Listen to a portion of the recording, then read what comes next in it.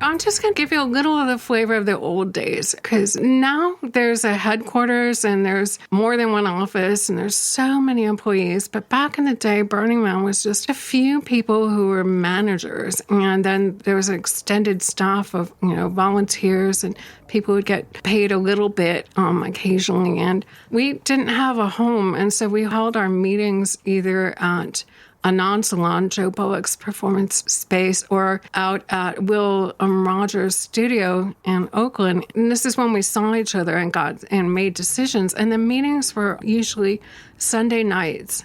And I was the only one who had to work Monday morning, I think. And I'm like, Sunday night, because Monday morning is like prime time for law. There's all faxes coming in. This is the day of faxes. Your fax machine is roaring. People are calling, and everyone else, though, they just never wanted these meetings to end. Like, they would drag on 7-hour meetings every Sunday night, and people getting drunk, and smoking so much weed, and then they're talking and talking and talking. Oh, Lord, that's what working for Burning Man was like back then. You had to go to all those awful meetings, and I'd be there tick-tock, I have to get up in the morning. I have a job, a real life job.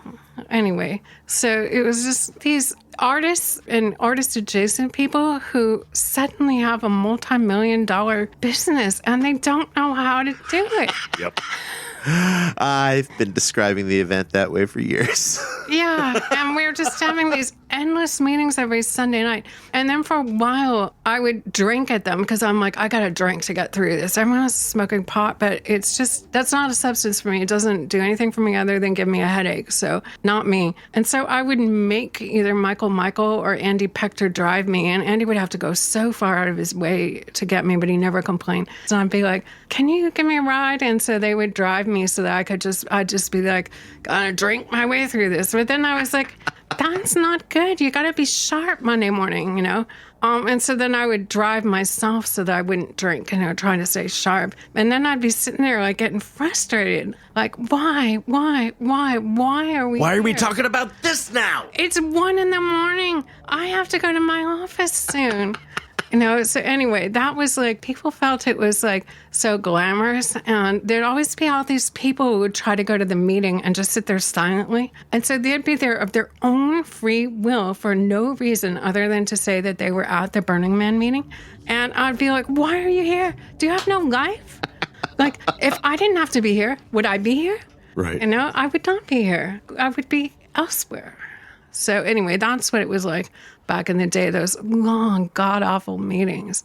Everyone I don't know, holding court, sitting back in their chair, folding their hands, solemnly addressing a point about Burning Man policy. And there's this room of hangers-on, leaning forward. Oh, I would like to second what he just said. Oh, yeah. I agree what they said. They weren't allowed to talk, so they'd just nod. Yeah. They'd be nodding. Anyway, oh, God. So that was the unglamorous reality of it.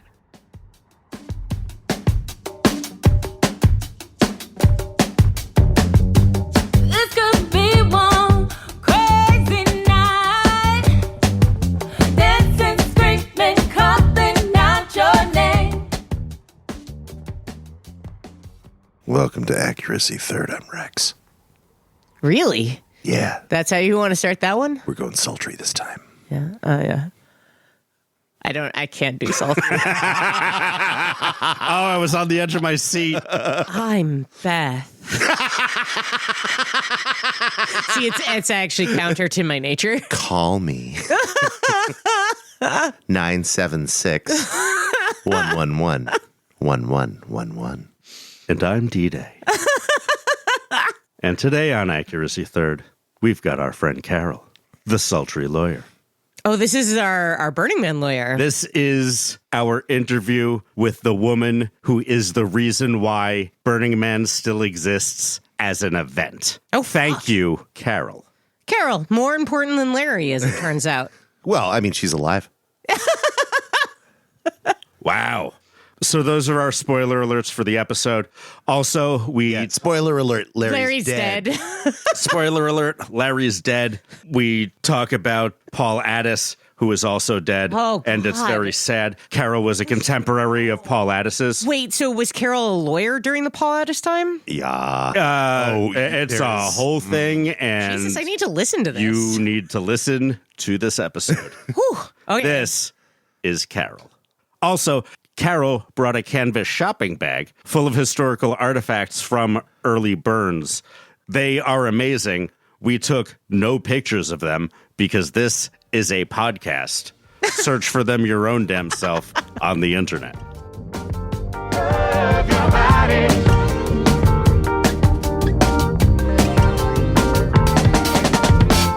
You looking good, just like a birthday cake, and I wanna eat you up.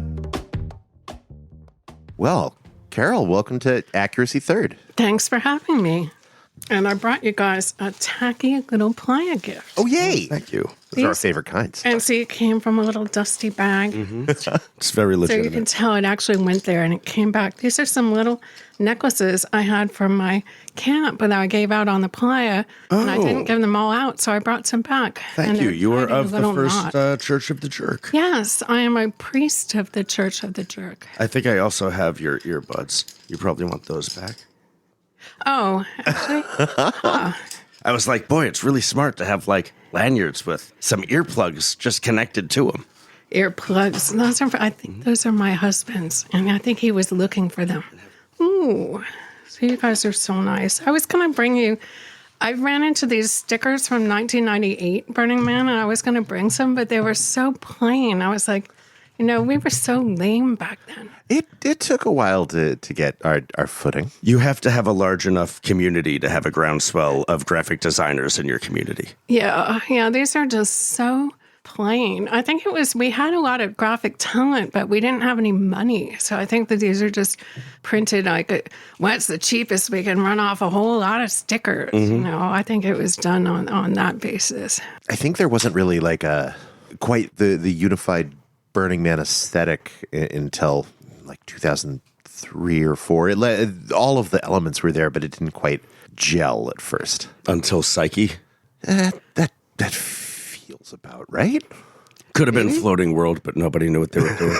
This is when I started getting all the FOMO because those are the years I didn't go. I was there in the 90s, and then I took a hiatus and I went back in 2010, which is kind of a long story. So then I was there in the teens again. So I missed what everyone claims are the peak years for art. But I still, you know, we had some good times. We were not coherent, and we were just sort of shambling about without knowing what we were doing. But it was really fun in the 90s. What were your first years?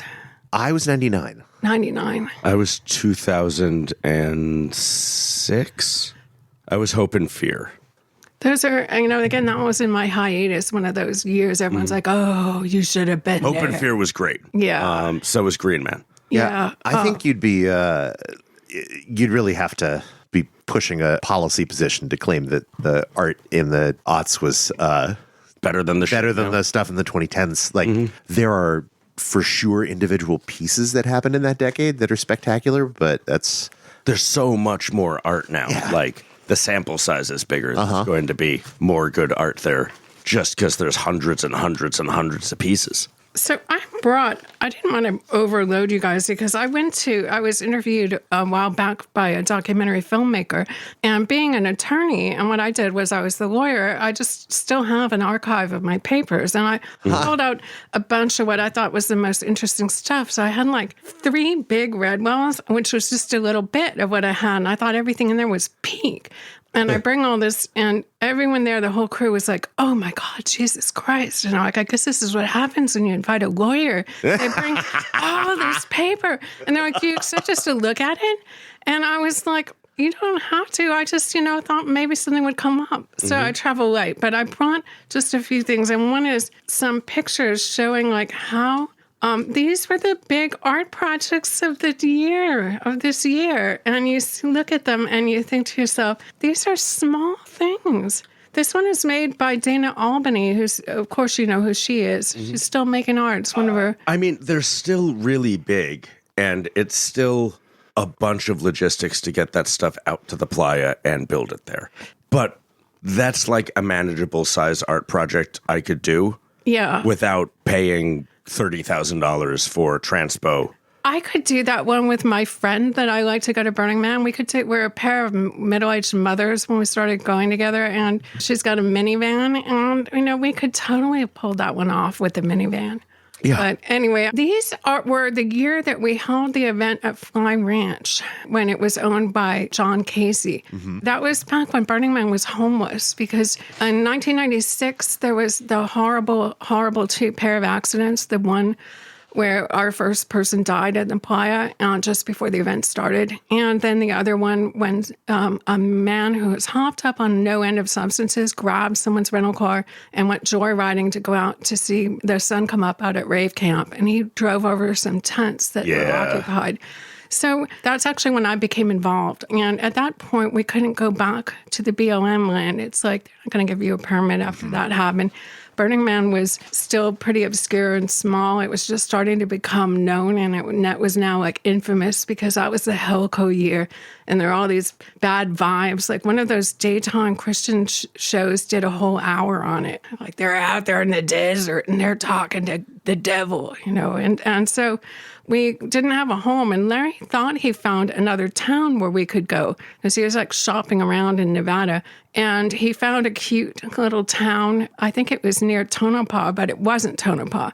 And they hold a vote, and they vote, and it didn't pass. So he was desperate. And then the idea came up of Fly Ranch, and John Casey was very eccentric who owned it. So we ended up having it that one year there, which was in a lot of ways a real nightmare, but it happened. The event happened. And then we were able, after another big Michigas, to go back to the Wallapai, where it's been ever since.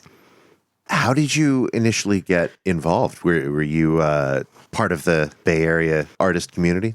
No, I was really busy being a lawyer. I mean, I knew Cacophony because when the internet was just getting started, I was an early adopter, and I met some Cacophony folks online on the well.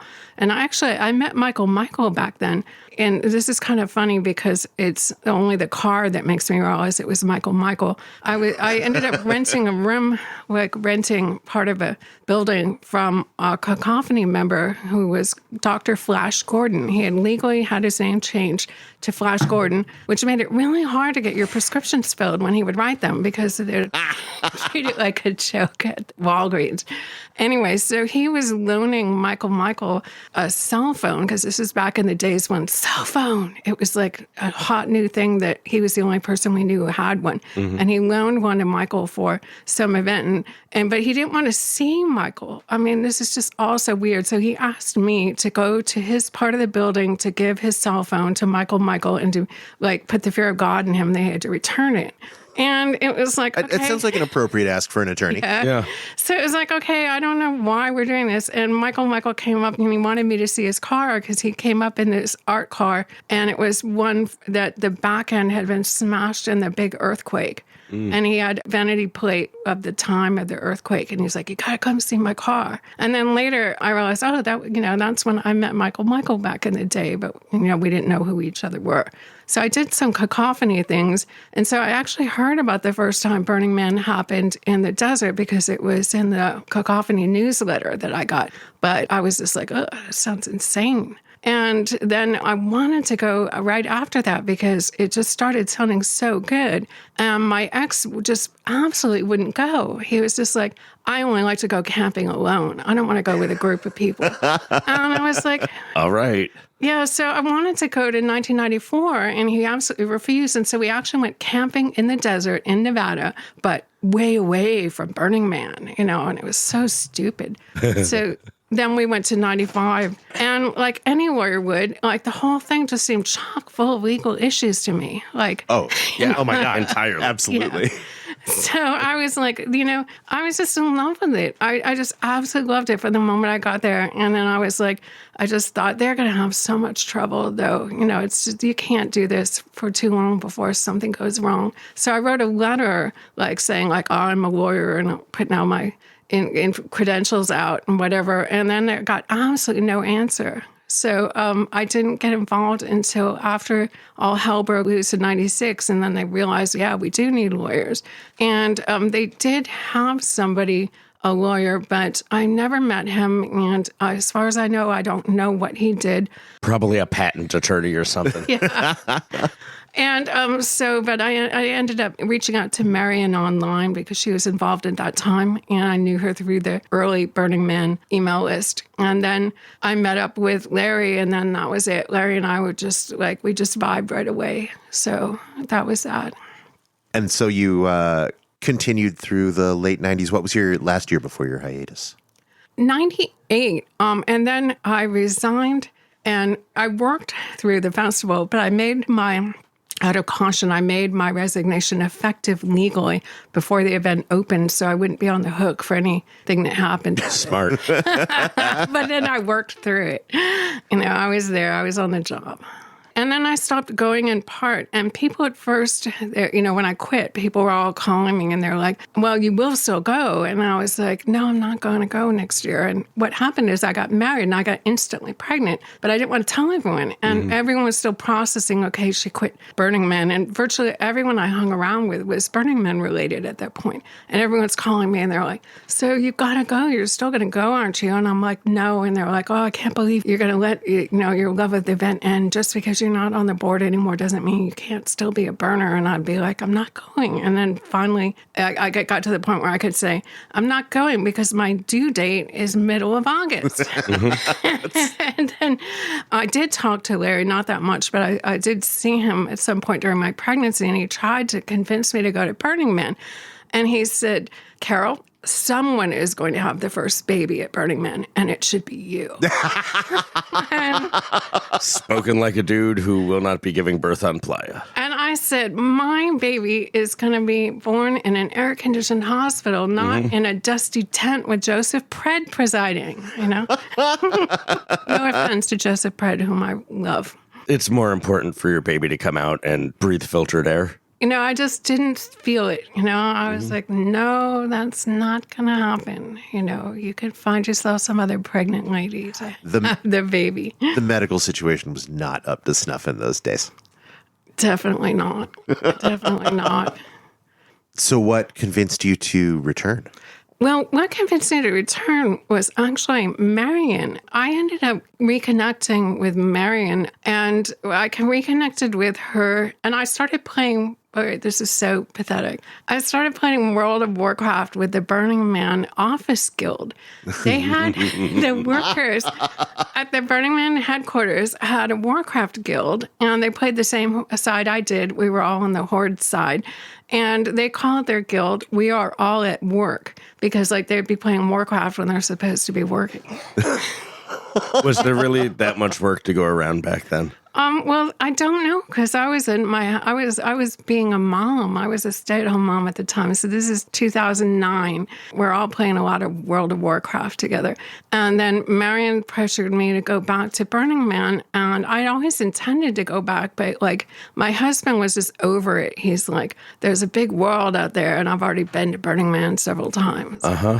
So you can watch the kid. Yeah, exactly. But, actually, I ended up taking one of them with me. I took my daughter, and Marion put the big lean on me because we did a Warcraft-themed camp. It was so silly. It was so much fun. And she told me she had a trailer she was putting there for me. So she's like, you have to go. There's a trailer with your name on it.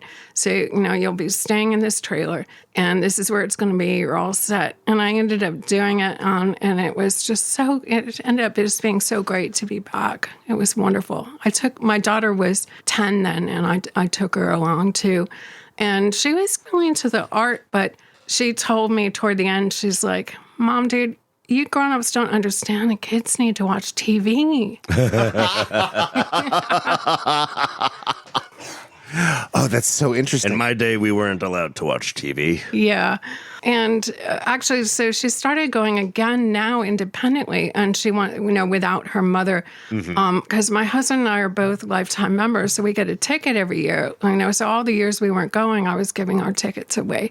And so we gave her and a friend of hers the tickets a couple of times, and they went. So I sent her and her best friend from high school, I gave them 2 Burning Man tickets and a couple And I was like, okay, guys, you're going to Burning Man, do it right, do it for me. And then they came back and they didn't even have playa names. And I was like, God, children. Anyway, she's into it. She's a good little Burning Man child. She put on Facebook a picture of herself, and the caption was, "When you go back to where your parents met." That's cute. So what is your playa name, Carole? Denigrating your children for not having playa names? I have outgrown mine. It's so sad because I tell you, you're going to be like, oh. I had a really adorable playa name. My playa name for years back in the day when I was young and hot was the Sultry Attorney. Sultry for short. That was my playa name. I have seen references to you in the Archive? in the archive. I haven't. I want to know what it's got. I called myself because I was having a fight with my now husband, then boyfriend, over whether we were going to camp together at Burning Man. And I said, I'm going to camp by myself, and I don't need any man. I'm a soul agent, And so I made a joke about it on the Burning Man email list, and I said, I'm going to have a camp, and it's the sulky attorney because I'm sulking. And then, so I was calling myself that just jokingly, not thinking it was going to be a play name. And then when I got out to Burning Man, may his soul repose in heaven, Patrick Gavin Duffy, who passed away last year, he was a ranger. So when Patrick met me, he's like, "You're not a sulky attorney, you're a sultry attorney." And it caught on. But here's like a map of the blue light district. And there I am. It says that sulky attorney. This is our second year. I just love this because these are they're just kind of so lame, these old maps where we Disagree. we're hand drawing it. Those are perfect. This is a treasure. This Right? is so cool. Oh, I also brought the very first maps of Burning Man. This is the first time that I'm sure you guys have actually seen these already, but I just love them. The very first maps of Burning Man that were ever done, they're by Rod Garrett. Oh, rest in peace, Rod. Yeah, Rod was such a lovely man. He's so brilliant. He was. He was a designer like no one else. And he was a very sweet man, too. He was always so pleasant. Just really a wonderful person. Those are amazing. All of that should be digitized. Yeah, it must be somewhere. I'm sure that, there were a lot of copies of this. Also, this is one is just for you guys. And, this is like a real nerd thing. Well, we're real nerds. Actual original of the first Burning Man LLC. Oh, shit. Cool. I'm touching it. Listeners, you can't see this, and I'm not going to take pictures of it, so you'll never see it. But I'm real cool right now. You can just trust me on that. Yeah. And I have a cute story about this. Now, you can look, and so I had Michael, and Larry Harvey sign this, to have it created. Mm-hmm. And, of course, when you're creating a business, you have to have your signature notarized. Right. But Larry didn't have any ID because people like him shouldn't be allowed to vote. Am I right? Yeah. Because he was largely a bum. Well, actually, that is why. Because he was a good father emotionally, but he had not paid his child support, so he didn't have a driver's license. He couldn't get a driver's license. He didn't have a passport. He didn't have any ID. What he used for ID was a battered copy of Newsweek magazine that had his picture in it. All right, I'm back on board. But you should have paid your fucking child support. Yeah, he loved his son, Trey, and he should have paid his child support. But he didn't. He was really poor back then. Hopefully, he got caught up on it in the end when the money started rolling in. But the first time Burning Man was written about in Newsweek magazine, there was a little story. It's about a third of a page. There's a picture of Larry Harvey in his hat, and it's here's an arts festival that's really making news in Nevada, some little thing, and it's toward the back of the magazine. And Larry was inordinately proud of this, so he carried this around with him, and it was real tattered. And so I'm like, "You don't have any ID?" And he's like, "Well, I've got my Newsweek." And so I was like, I'll see what I can do. So I was talking to a lot of different notaries before I found a real and free-spirited one who agreed to do it on the basis of the Newsweek magazine, which I'm sure I couldn't do now. Nowadays, you can't get away with that. And it was hard, but I felt like that was a real triumph of the human spirit, getting this done with Larry's little Newsweek magazine. Mm-hmm. That's really high-quality hippie lawyering. And Anyway, he was so proud of it because he'd come in and they're like, okay, can I have some ID? And Michael just turns over a driver's license like a schmo. And then Larry's like, and he's like unrolling the Newsweek magazine. If you really need a pliant and agreeable notary public, you couldn't possibly do worse than Chadwick H. Saxelid. Oh no, we're saying his name. Oh, Chad, wherever you are, I'm still grateful. It's a document of public record, and I only call it out because in the midst of this incredible document, the name is perfect. Yeah, Chadwick H. Saxelid jumps right the fuck out. Yeah, well, he comes from money. And this is how, and you're being very tactful not reading them out, you can find everyone's real names. I don't know I guess nowadays they're probably all out and about with it, but back in the day, people did not know who Crimson Rose's name was, her government name. And here it is. Yeah, Crime Rose. So, what other highlights of lawyering did you have while you were working for the org? Well, just mundane lawyer shit? It was really strange because the real problem was getting Larry and the others to understand that when there's a lawsuit filed against you, it's a big fucking deal. Mm-hmm. You can't just blow it off. Right. And that was it would drive me insane because we had when I came on board, there was already a number of lawsuits filed against, and they were all named Larry, because at that time Burning Man was owned by Larry Harvey, John Law, and Michael. They had a legal partnership, and that was what owned the trademark and what owned the event. And after the horrible incidents out there in '96, John Law didn't want any more to do with it. He said that it has to end. He's like, Burning Man's over. It was fun, and it's not even that someone lost an eye, someone lost his life, and some other people have lost, the life that they had, a very different life ahead of them. And Michael wanted to keep it going, and Larry wanted to keep it going. So there was a big problem there, how could you keep it going with that? And Larry was very obsessed with that. That was taking up all his bandwidth. I mean, he didn't have energy for these other things. And meanwhile, there's all these lawsuits over all the people who were injured, severely injured. And I was like, oh my God, this is big because you have to defend these lawsuits. And now I'm going to try to be real fast with this because this is not let's talk about insurance law podcast. It could be. I do insurance for my organization. And it is a historical podcast. We'd be really interested to hear the details. Yeah, let's talk about underwriting. This early events. What's funny is I did an AMA on Reddit, and what everyone wanted to talk about was insurance. And it was all these people, they're like, do you feel the organization owes a duty to the regionals to help them secure insurance? And No. I'd be like, I didn't think that's what we were here to talk about. But I guess this does fall under anything. Yeah, it did. And I answered. I mean, I was like, I'm glad they're asking a question. And I'll say, my answer was, I think the regionals should all network together. Sure. Anyway, but so there was insurance for the 96 event. And it was not a huge amount, but there was insurance. And the insurance company, as was their duty, was to the insured, was defending the lawsuits. And they had a very competent attorney. His name was Chuck Custer from the then well-known law firm of Gordon and Rees.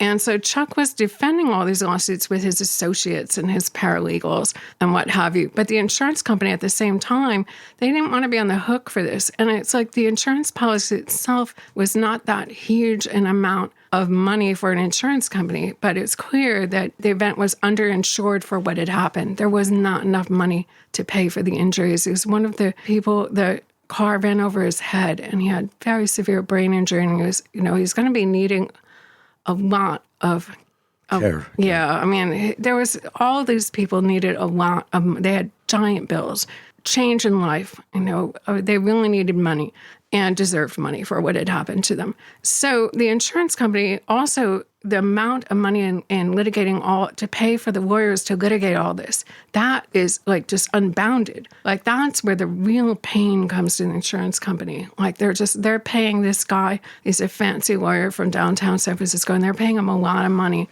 to handle all these lawsuits on behalf of these ragamuffins that were putting on some camping event where everyone was getting hopped up on drugs. Anyway, so their opinion was they wanted to get out of it. So they hired another lawyer to look at the insurance, try to look at the event and make an argument that they were not obligated to defend the lawsuit. And the main argument would be that Burning Man 96 was a different event than Burning Man 95. The insurers were going to insure something 95-like, but 96 was very different. So this was absolutely vital to Burning Man surviving. If the insurance company prevailed with this, then the organization did not have the resources to adequately litigate or to pay. I mean, they couldn't pay for this. Right. And you're not going to be able to get a permit again if you have all this litigation against you, that you can't get insurance again and you can't satisfy these judgments against you. I mean, how are you going to get another permit at this point in time? So this was, to my way of thinking, absolutely vital. But yet, it's like no one else seemed to get it. Well, other than Michael, who was very tense. He was real tense about all the litigation stuff. He wouldn't say anything, but you could just look at his tense little tanned face and see. Understanding that you might be liable for that degree of injury. Yeah. It's pretty stressful. Not to Larry. Not if you're called Larry Harvey. He just seemed to have no fucks to give. I mean, it was just like, so. Some people don't understand that the fact that you don't believe that like laws or lawyer stuff is real doesn't mean that it's not going to bite you. And there are some of us who understand that just because something says summons on it doesn't mean you can't just throw it in the trash. Yeah. Anyhow, so I felt like that actually managing that response, which involved a lot of forcing people to meet with me and map out statements and map out what we were going to say and what our position was, and making a strong argument and getting all that and keeping a tight rein on Larry. I had to take him to have his deposition taken, not in the lawsuits, but in the insurance part of it. And I was just like, all the way there, I drove him, and all the way there, I'm lecturing him. Only answer the question they asked you as short as you possibly can. I'm just like, this event was just like 95, and I was just going over and over again all the reasons why we felt it was just a natural, tiny evolution. Just going over all of it. And then when we got there, I did, all right, this is just in case you ever have your deposition taken, I'm going to give you a little tip. This came to me from my mentor, partner at the first law firm I worked at, and I loved him so much. And one thing he taught me was whenever you go into a deposition, rearrange the seats. That's how you establish yourself in the room. And I did it every time, and no one ever did it to me, and I always did it every time. And it always works. It really sets the tone. So we go in, and the insurance attorney is just like, okay, we're going to have Larry here. And I was like, no, my client will sit here. And you always put the person you want to be distracted with the view. And so you put Larry with his back to the view, because Larry is easily distracted. Right. And then you're like, Larry will sit here, and I'll sit here by him, and you can sit over there. So I rearranged the whole room. And then we sit there, and I'm just, I'm like, if Larry starts wandering off, I just kick him, give him a little kick in the leg, and he'll calm down. He'll shut up. So we get through this, and I'm feeling, okay, this is fine, this is good. And this was actually in Oakland, and we had to drive back to San Francisco. So before I get on the highway and face the Bay Bridge, I need to go to the bathroom. So I'm just like, okay, I'm going to use the bathroom. I'll be right back, Larry. And then the attorney, this is so unethical of him, because he's not supposed to talk to a client who he knows is represented. And I guess he feels he can get away with it because we didn't actually have litigation. We just had like an informal investigation. So he starts probing Larry, and I came out of the bathroom, and Larry turns to me with this childlike smile and says, we were just talking about Burning Man. And I'm just like, oh, you fool. And then, I make... Objection. The other attorney and I make eye contact, and we both know exactly what happens. And he's just all smug, and I'm just like, I know, but I don't say anything. We just leave. And then Larry's just prattling all the way to the car. He's saying, why, Carole? He's so interested in Burning Man. I think maybe he'd like to come. Motherfucker. No. Be serious once, Larry. I said to him, Larry, he was taking advantage of my being in the bathroom to try to use you, to get something out of you. And then Larry was just, I think the only time I ever saw him, he was speechless. He was just kind of shamed, and he just kind of sat there silently, and he was like, huh. Fuck, everyone in the Bay Area is not my friend. And then there was a silence, a long silence, while I'm seething and driving real angry toward the Bay Bridge. Man. Anyhow, so that was my big achievement, like that I managed that part. And it was all the kind of behind the scenes stuff, like things like that, that don't get any glory and nobody gives you like cool swag for it. But I feel like for a little window of time, like I feel there were a couple of times I think where I really made a big difference. Well, you must have really succeeded there because Burning Man's still happening. Yeah, but that's all on the people that came after. They have kept it going, made it huge. Did the insurance company finally make reasonable amends to the victims? I mean, it was a sad thing because it ended up going up on appeal. Some of this litigation really dragged out. But they were suing a number of parties, but Burning Man got off with the insurance remaining intact and with just the insurance paying and managing to settle and just pay over what they could and extract themselves. And that doesn't always happen because sometimes you can make an argument that somebody is negligently underinsured and you can try to get at them for, you don't have to just take the policy limits. But at that point in time, it was really clear to everyone that we were penniless. Burning Man had debts. It didn't have assets. I mean, it had the trademark, but it didn't have any money. Right. So anyhow, the insurance company did end up getting everything. It didn't work out so great for the insurance company. They spent a lot of money on all this, but it worked out for Burning Man. Well, insurance is what we're saddled with, but when the insurance company takes it, that's what Rex is gamble. trying to say is we should all pour one out for the insurance company. Yeah. Think of the value to the shareholders. It's so maddening that they spend so much money on high-priced attorneys and discovery and all that shit. And, that's one of your payouts right there, guys. Maybe two of them. You never, ever have to feel sorry for the house when you hit the jackpot. Yeah. Yeah. But think of all the lawyers. Yes, They all got making paid. money. Mm-hmm. It funded many lawyers. They were kept busy. Half of them put it all up their nose or into Cadillacs. Well, some of us didn't have either. Anyway, I didn't make money on working for Burning Man. I mean, I got paid a tiny little pittance. Mm-hmm. Wasn't Cadillac money, wasn't Yeah, in 96, cocaine money. when the tickets were $25.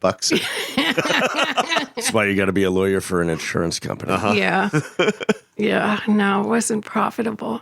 Oh, well, I didn't get him from working for Burning Man. I got my husband at Burning Man, but that wasn't from working for there. I picked him up easily. That was just from being sultry, Yes. not from the attorney part. Actually, it was because I gave him pretzels. This is the secret to finding, long-lasting marriage. We just had our 23rd wedding anniversary. Oh, congratulations. Yeah, last month. So he was camped near me at Burning Man 96. There was a documentary made about his camp. His friend Joe Winston made a couple of Burning Man documentaries, and one was called Just Add Burning Man, Just Add Couches. And it was about that camp. So I was camped by there, but we were I was with my first husband. He was with this off and on girlfriend. And we were both with other friend groups there. And I would hang out at their camp because they had these really comfortable couches. And it was right next to my camp. And I didn't have a couch. And I was like, you guys need snacks, though. I mean, you're giving people couches, but where's the hospitality? So I had this giant Costco bag of pretzels. Mm-hmm. I mean, it's huge. It's like the size of you. So I bring this. Sounds great. Love pretzels. Yes, I bring this giant Costco bag of pretzels over. I said to them, I'm going to bring you a bag of pretzels later. So, you can pass around to people on the couches. So then I came back later, significantly later, having gone around and, done a lot at Burning Man. And then I was like, okay, I'm going to bring the pretzels over. And I brought them over, and the man who would later marry me was just so moved. He's like, there's so many flakes out here, but you said you would bring the pretzels, and then you did bring the pretzels. Low bar. And that's how you get the playa name Low Bar. Look, follow through is 95%. Follow through is good too. success. Yeah, and little did he know, like, his life would be forever changed. Like, I was easily both the best and the worst thing that ever happened to him. Sometimes it be like that. That's a partnership. So some pretty significant changes happened to the city in your absence. You never even saw the final city layout that we've been iterating on since 99. The last time I was there was in, I think it was 2018 was the last time I was there. But I'm thinking about your gap from 98 to Yeah. 2010. What did you find when you came back to this city? I'm going to say one of the first things that surprised me was how many yoga camps there were. I was like, what? Everywhere you looked, it was a yoga camp. And I was like, I can't believe there's so many yoga camps. And the other thing that blew my mind was how many sobriety camps there were, which is great because I think if you're in that environment and you're sober, it's good for you to be able to camp with someone. But I was like, there were so many. Those was like the biggest changes that I noticed and that just boggled my mind. The yoga and the sobriety. I was like, whoa. And the best change was the temple. I mean, the temple really, it's something that, again, was not thought of by Larry. I mean, and that came up, and it's so powerful and moving. Like, some of my most moving Burning Man experiences have been going to the temple and, having a quiet time of memory and writing something on the walls, and you're there with the other people. It's magical. It so satisfies a need we have in our lives because we don't really mourn well. We don't have the good structures of mourning that we crave. And it's a really, it's a wonderful, wonderful thing.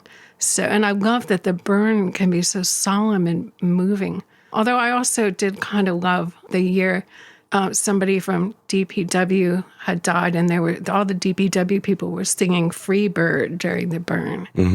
People were pissed, but I liked it. Oh, that was a source of great consternation. That's a hot take you've taken there. You're on the pro Freebird side. Yes, and also, okay, here's the real hot take. When I missed the year that the man burnt early, I was at home. I was just chilling with my small children, like doing the mom thing. And the phone rings, and I pick it up, and it's an old friend of mine from Burning Man. And she just screams into the phone, "Paul Addis burnt the man down." And I was just like, what? And she was like, I had to call you because if I call my husband, he's not going to have the right reaction. And we were just screaming and laughing. And then I said to her, well, I'm going to call my husband and tell him this. And what he's going to say to me is, who's Paul Addis? Even though he knows Paul Addis. So, I mean, anyway, and then I did call him, and that's exactly what he said. He said, who's Paul Addis? And I'm like, you know Paul Addis. Anyway, I thought that was hilarious. And that is something I've been scolded for so many times. And I am glad nobody was hurt. But I thought it was so fucking punk rock and hilarious. And it was the best mugshot of all time. It is a legendary mugshot. It's everything. And I totally get that take. Like, I'm of two minds about it for sure. I think it was really funny.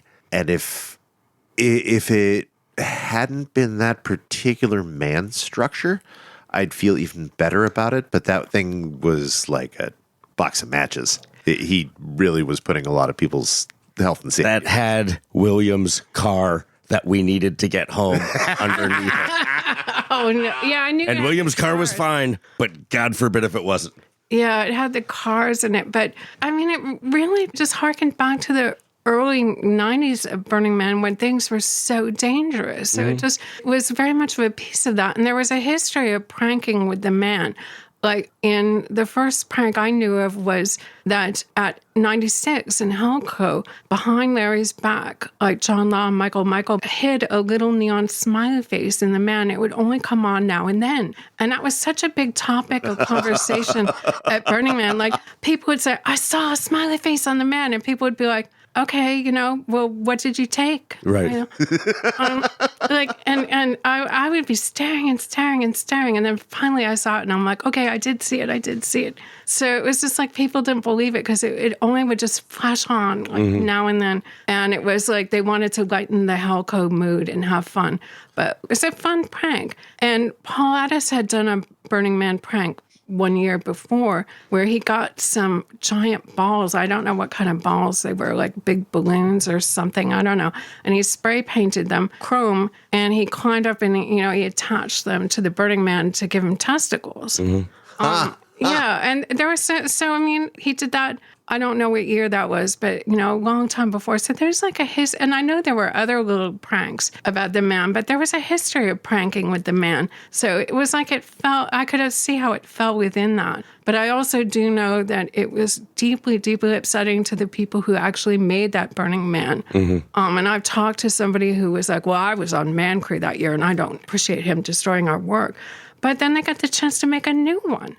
So it's like, 2 Burning Mans in 1 year, win-win. It was, on balance, pretty cool. That was my second year. It was a great year. I knew just enough to know that people always joked about burning the man on Monday. And then people were telling me on Monday that the man burned. And I was like, haha, fuck you. No, it didn't. You're going to tell me. And then like my walk of shame that night, early morning, I was just like, well, the man is fucking gone. Well, I'm so glad you can share my rebel iconoclastic opinion of that. Absolutely. I am a big proponent of chaos at Burning Man. Although I'm glad, just out of just sensible reasons when it's so big now, I'm glad we don't have the guns that we used to have there. Yep. Because that wouldn't work. Yeah, I took a gun to Burning Man the first few years I went, but it's just different now. It was a different time. That was back before we had all these mass shootings in our culture. It's just something now. It would just be.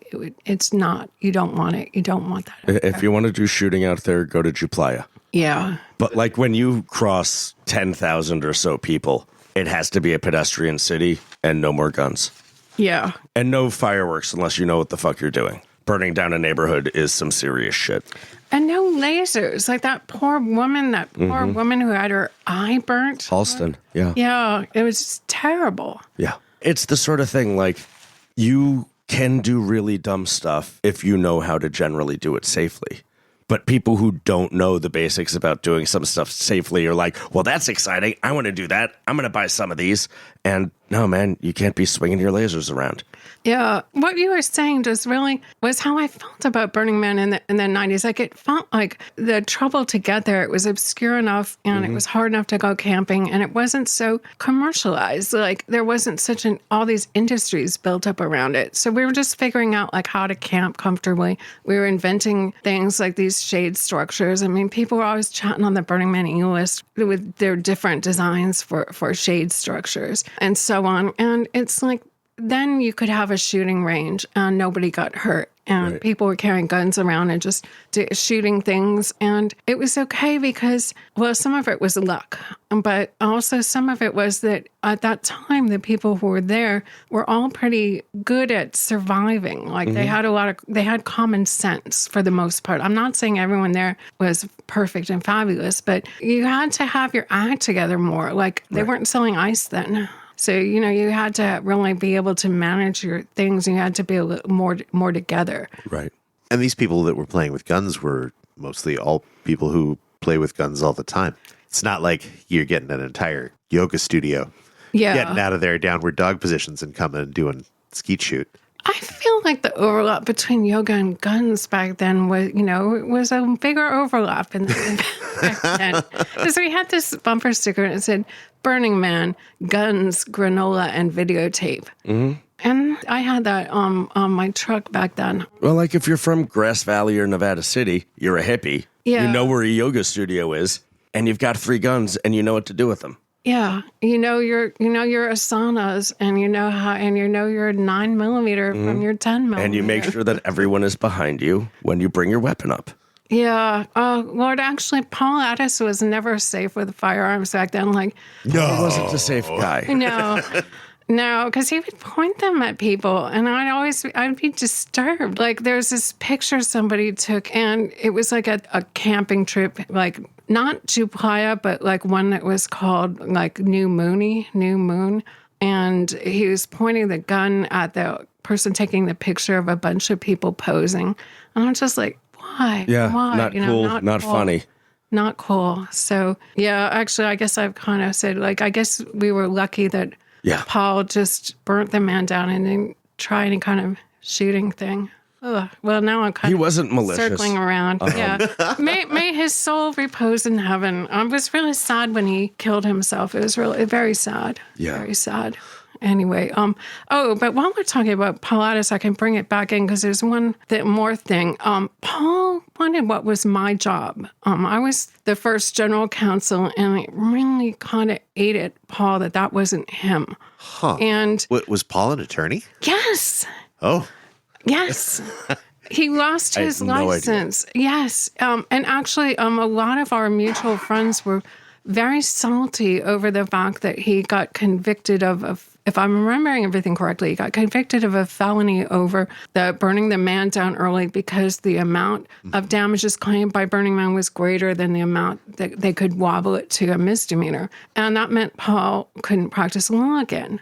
But Paul was an attorney, and he wanted to work for Burning Man. And Larry's like, well, talk to Carole. I mean, and this is back when Paul was just out of law school, and he was still fresh, and I didn't think it was going to work. So I agreed to have lunch with him to talk about it.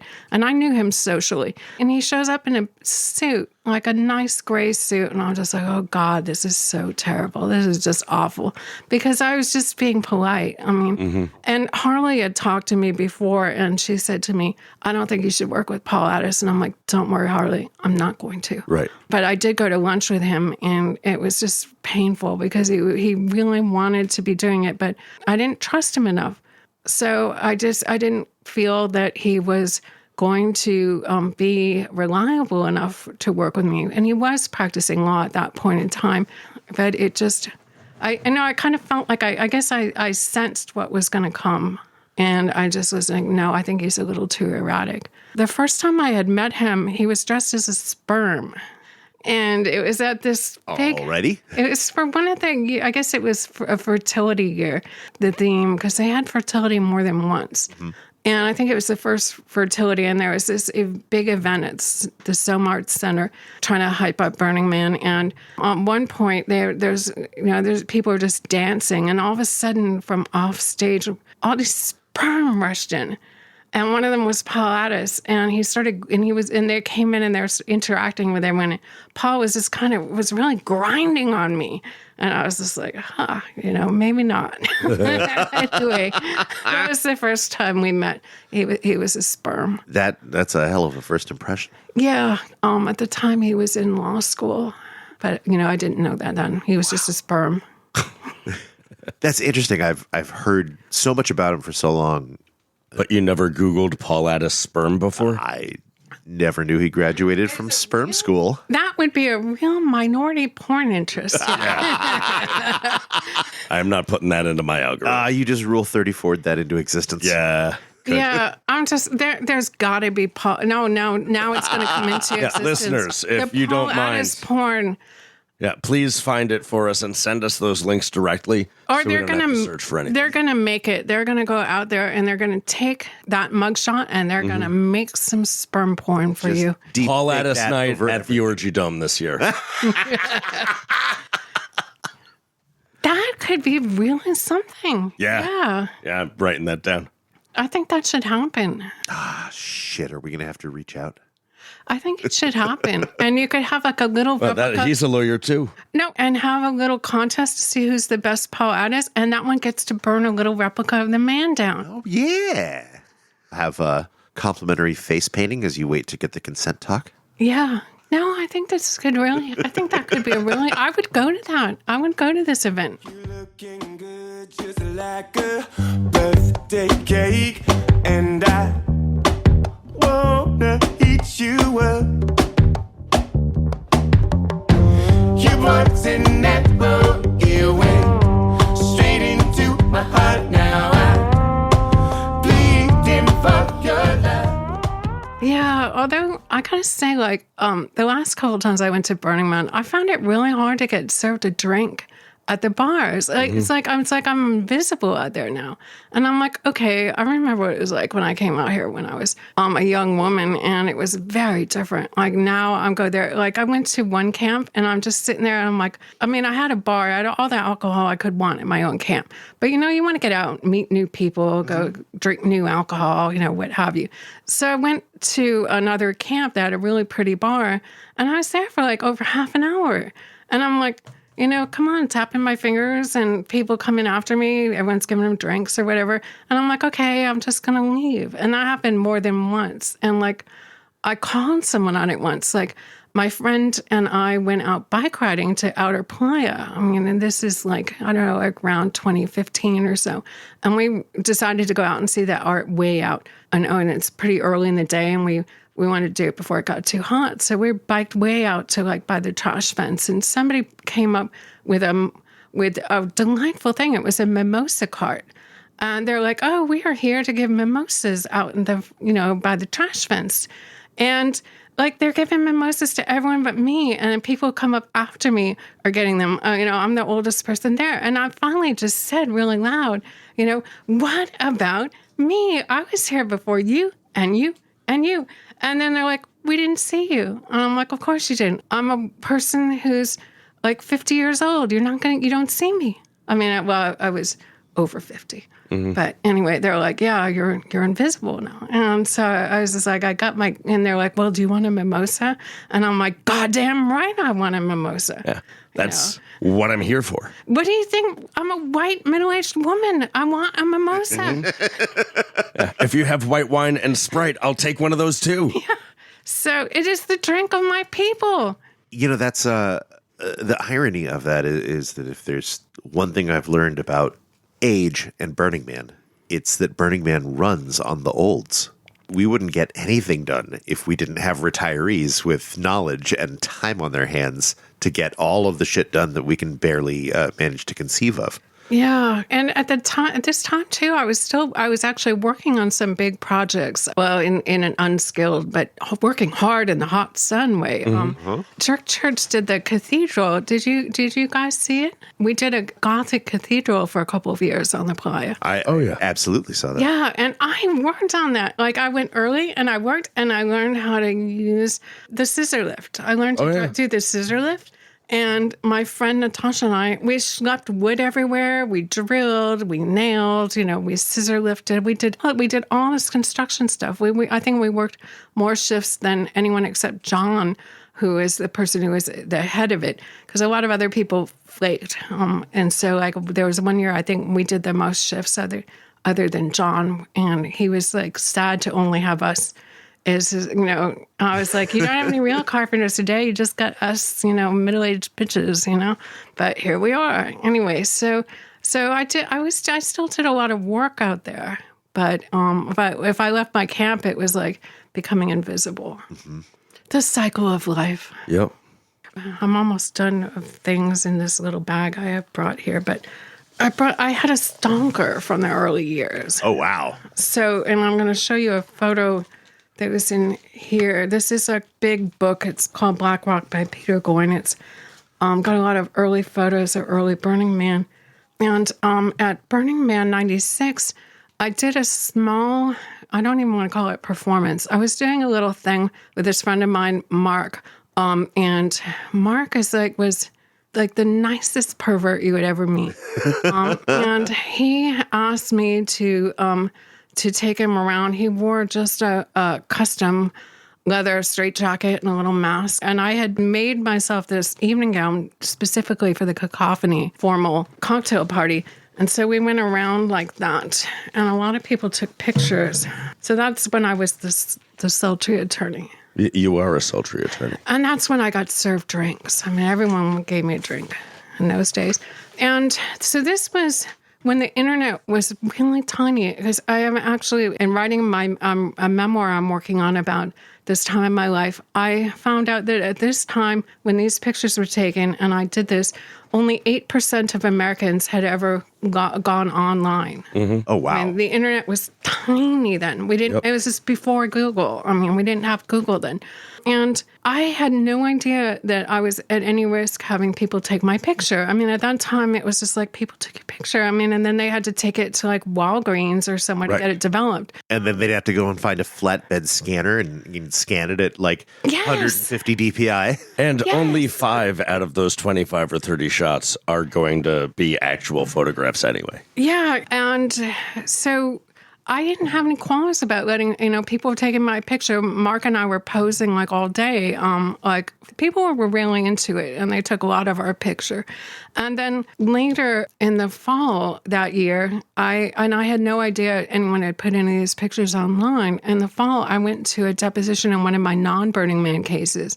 And the opposing counsel later called me and he said he had pictures of me. He somehow found them online, recognized me, pictures of me with Mark doing this, and he had printed them out. And he started stalking me. He became obsessed. Like, he just absolutely obsessed. I mean, just to the point where, there was a lot of things he did. He did a lot of things, but because he was an attorney, he just stayed within the law. Like, it was never anything I could go to the cops about or get a restraining order. I could have complained to the state bar about him, but at that day and time, I wouldn't have because of these racy pictures, because I think it would have come out really badly for me. The state bar at that point used to discipline people for getting caught smoking pot, and they would like their moral turpitude rules. Exactly. Yeah. I felt like hay could have been made. It was a really different time back then.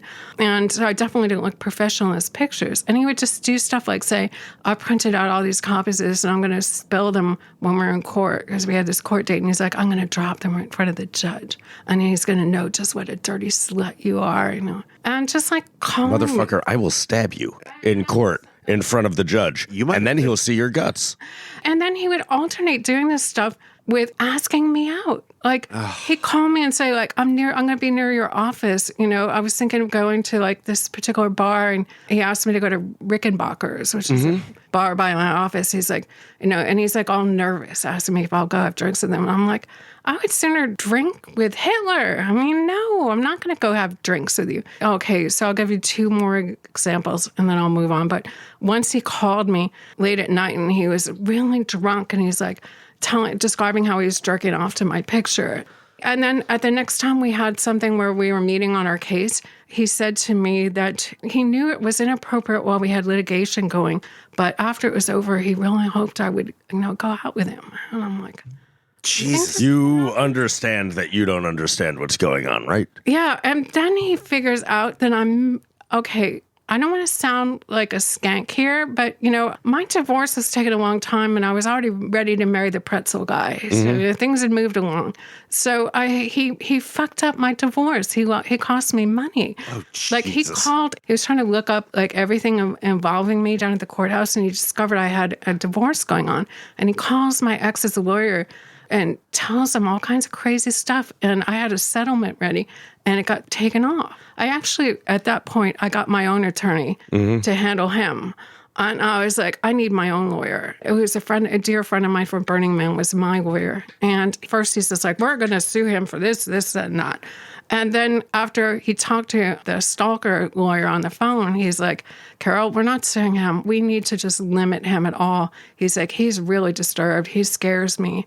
And so he tried to get my wedding called off. And it was just all this stuff. And anyway, and it was all from having some pictures of me taken at Burning Man 96. And at a time when only 8% of Americans had ever gone online. And I had no idea. I was the first person I'd ever heard of that had problems from getting a little random picture of them put online. Pictures, by the way, like listeners, this picture was cropped in half to feature just Carole.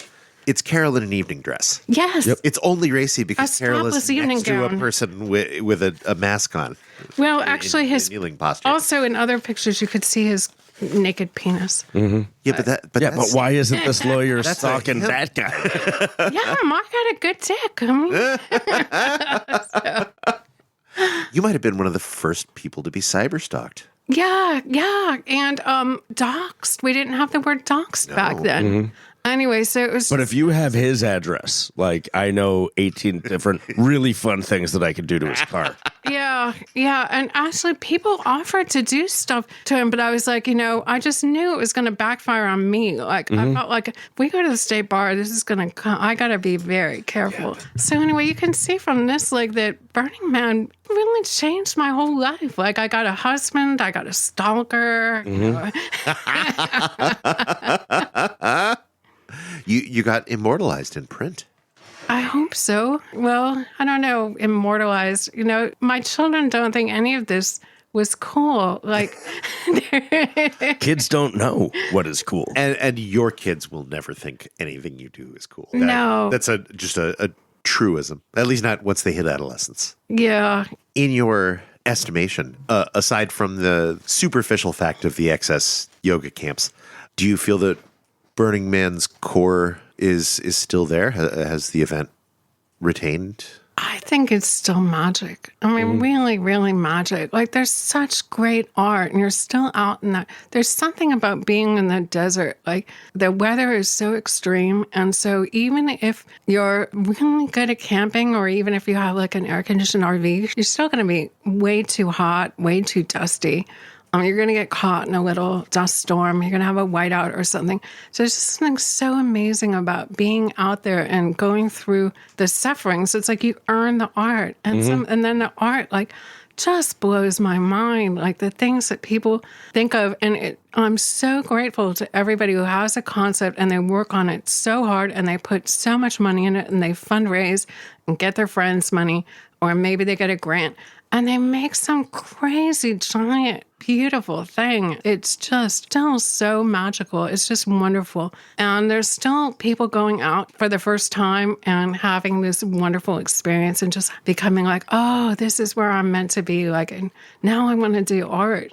People are still having that. So in some other ways, it's not quite the same. Like, what I don't like is how people kind of have uniforms now. Like, they all have utility kilts, and utility kilts are awesome. I think they're great. They look good on people, but it's like, how many guys in a black t-shirt and a utility kilt do you got to see? For a while, it was like those furry leg warmers for women. And then there was this one, I laughed at that. This one I mocked endlessly. It was like a uniform. There's so many women. This is in 2010 when I went back. I was like, there were so many women wearing plain cotton underpants with a utility belt over it. And I was like, why? You want to be one of like 1,000 chicks wearing like your little cotton panties and your utility belt. You can dress however you want out there. But that's the thing. They're not. They're just dressing the way someone else is. They saw pictures online, or like their friends told them this is what you wear, or they bought their shit from a boutique. Yeah, like at the beginning, back in the early days, we started sewing those big fake fur coats because it's cold at night. And then those are a fashion statement, and people make them, and now you can buy them with little lights woven into them, and they little patterns. And they are really cool. If you want to wear someone else's fucking art out there. Yeah, but in the beginning, it was like, we went to the cheap fabric store on Haight Street that no longer exists, and I miss it so much. Great. I loved it. It was everything. And people would be like, there's a sale on fake fur. You got to get over to Haight Street. And we'd be buying like huge amounts of it. And just everything was weirder in the beginning. And now there's more money. And so the art is like, there's more fine art. There's a more really expensive art. And I really like looking at it. But I just wish people were doing their own thing with clothes. And like a lot of camps, I think it's okay. Maybe they're figured out like, okay, this is a way that, it works to make a camp at Burning Man. So a lot of the camps, they're kind of doing the same thing. But I like it more when somebody does something that they've thought of something and they're doing something special. I'd rather see something that somebody made, see something janky, but with personality. Is there a piece of art that stands out to you as like something that you'll always bring yourself back to mentally, something that really sticks in your head? I've got one immediately, and that is, it was made by Steve Heck, who was from Oakland, and Steve Heck acquired a vast number of broken down pianos, and it was called Piano Bell, although I always thought it was called Piano Bar anyway, but Piano Bell, and he just made a little maze out of these, first of all, just getting all those pianos to the desert then, and this is like in 97, I think, 96. I think this is 96. So he got all those pianos out to the middle of the desert, and he arranges them, like piles them on each other and fastens them and makes a little maze. And he has sticks there for you to beat them with to make racket, and you could hear it from so far away. And people are just climbing like monkeys all over these pianos and banging and making this crazy sound. And I was just like, this is exactly what I go to Burning Man for. Yep. Because I wouldn't have thought of it. I never would have thought of it. And two, I'm too lazy to do it. I could not have done that, you know. And third, it was just so magnificently fucked up and wonderful. So I think that was my favorite, all-time favorite thing at Burning Man. Like a birthday cake, and I wanna eat you up. You was in that boat, you went straight into my heart. And that was Carole. Yeah, I assume so. I'm going to listen to it someday. It's great. You really should. I love am it. psyched. Carole is an absolute legend. And thank you for your time and for your stories. Please let us know if you got a batch more. We would love to talk to you again. Yeah, and I don't know what you guys talked about, but Carole, can you explain how other lawyers can also not be evil? Because it's a tough world for lawyers out there. I think the answer is not having capitalism As your in general backer. and specific. Yeah, probably. I think if you don't have capitalism, you kind of don't need lawyers. We can just sit with that. Suppose not. Restorative justice isn't necessarily punitive and probably wouldn't need a court. Yeah. Accuracy Third is produced by Accuracy Third. The music in this episode is Move Your Body by Midtown Social. You can find them at soundcloud.com/Midtown Social. Wow, we haven't used Midtown Social in a minute. We haven't. They're great. They are great. I don't think they're together anymore. Oh, They were great. They they were were great. great. Yeah, now that you mention it, I haven't seen a Midtown Social thing come through my social media. Because you're not on Facebook. I try not to be. But you can still find their albums. They're fucking rad. They are. They really are. They will make you shake your ass. Was that a flash? That was a disruption in the load to the circuit, Beth. Gotcha. Don't talk about it. If you would like to support us on Patreon, we could get an electrician out to our Shedio in sunny Oakland, California. And if you would like to visit us at the Shed to tell us your stories about Burning Man, please reach out to us at accuracy3rd@gmail.com. And if you would like to do the last bit, but not the first bit, if you want to share stories and not come to Oakland, you can still reach out to us at accuracy3rd@gmail.com. We interview people remotely. If you would like to come on this podcast and share your stories about the law or Burning Man, give us a shout at accuracy3rd@gmail.com. That's all spelled out. There's no numbers in it. Don't get cute. I hate it because I can't spell accuracy. Yeah. It's a hard one. There's 2 C's. Yeah, and a U. That's far too many U's. Accuracy.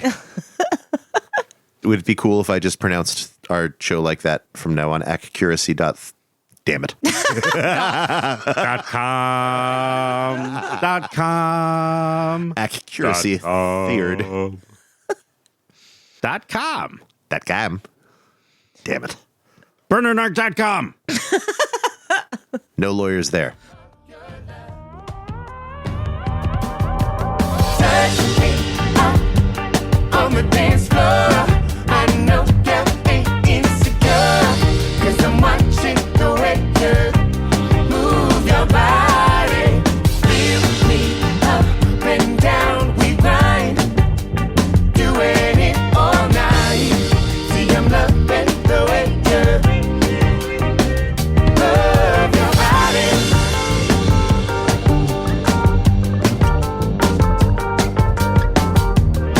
'Cause I'm watching the way you love your body.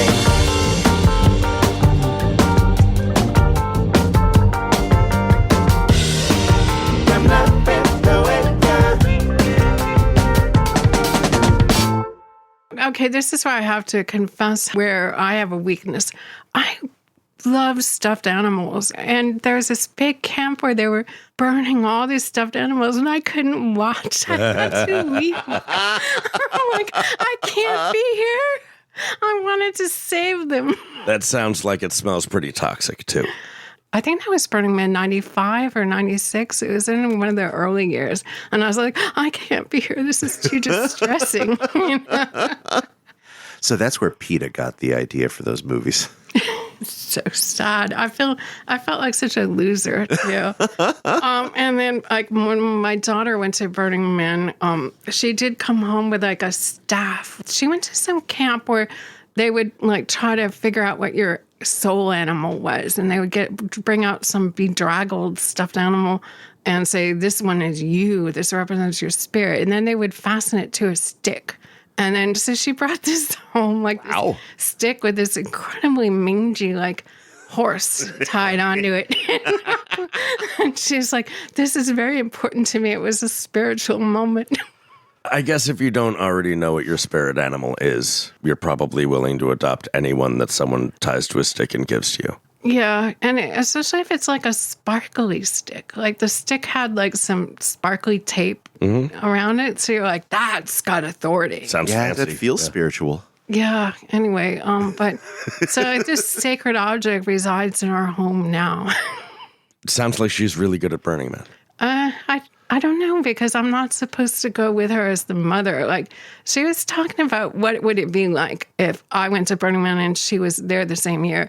And she was like, I wouldn't camp with you, you know. And I don't even think I would be allowed to know where she was camped. And she's like, but you wouldn't come to my camp. She's like, I would come to your camp to visit you. And I'm like, yeah, probably around meal time too, right? Sounds like she's got it all figured out. Yeah. I think it's not an unfair ask. I mean, you have to assume that she assumes you know what happens at a Burning Man camp. Yeah. And she's probably comfortable with that knowledge, but she doesn't necessarily want to make eye contact with you over that. And also, she probably views everything her mother does as so cringe, you know? So it's like, oh, I don't want to see the olds do it.